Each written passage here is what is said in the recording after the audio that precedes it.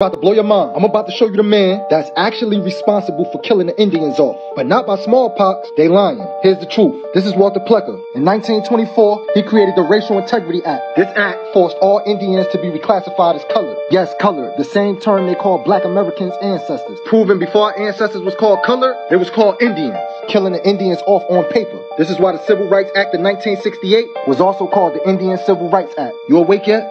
The slave ship story is a myth. This is Alex Haley.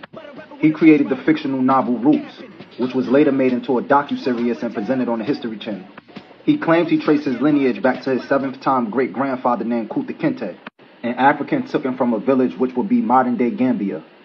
This is a book named The African by an author named Harold Colander. Remember that name?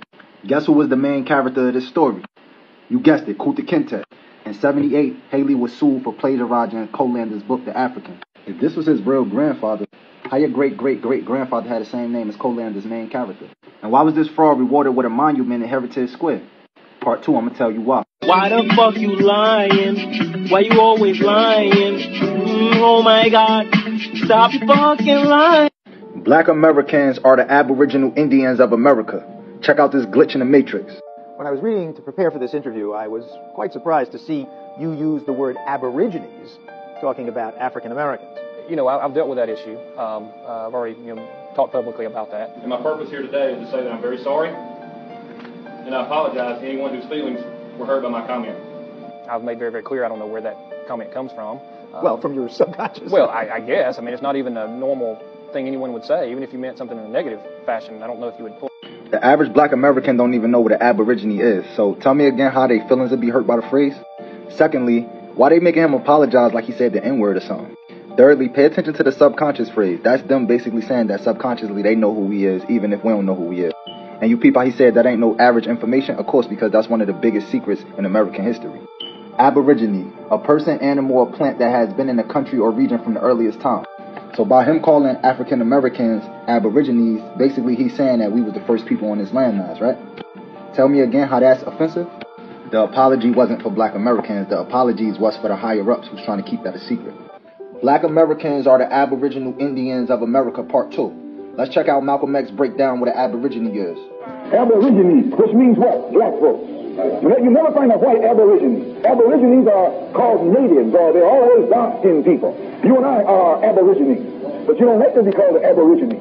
There's 2 key notes to take away from what Malcolm just said. 1, they're always dark-skinned people.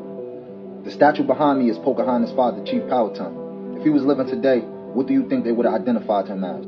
And 2, you'll never find a white Aborigine. So explain to me how this white guy above me is an actual chief of an indigenous tribe. Black Americans realizing their true identity is the biggest threat to the U.S. government. Because then the reparation conversation changed from them kidnapping you from a continent to you being the people that they stole the land from. See, they couldn't get rid of us physically, so they got rid of us psychologically. And you're forced to go to their school so you never realize who you really are. They have to control our minds from a very young age. And they have to separate us from our parents as well. I mean, all of their traditions is built off lies. Easter Bunny, Santa Claus. When you build your power off lies, the biggest threat to your foundation is truth. This about to blow your mind. I'm about to show you the man that's actually responsible for killing the Indians off. But not by smallpox, they lying. Here's the truth. This is Walter Plecker. In 1924, he created the Racial Integrity Act. This act forced all Indians to be reclassified as colored. Yes, colored. The same term they call black Americans' ancestors. Proven before our ancestors was called colored, they was called Indians. Killing the Indians off on paper. This is why the Civil Rights Act of 1968 was also called the Indian Civil Rights Act. You awake yet? Exhibit A. Here's a modern-day phone. Recognize it? Here's a phone from 150 years ago. Big difference, right? Stay with me. Here's a car from today. And here's a car from 150 years ago.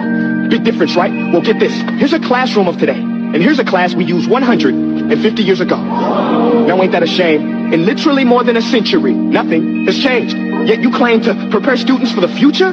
But with evidence like that, I must ask, do you prepare students for the future or the past? I did a background check on you and let the record show that you were made to train people to work in factories, which explains why you put students in straight rows, nice and neat, tell them sit still, raise your hand if you want to speak, give them a short break to eat, and for 8 hours a day, tell them what to think.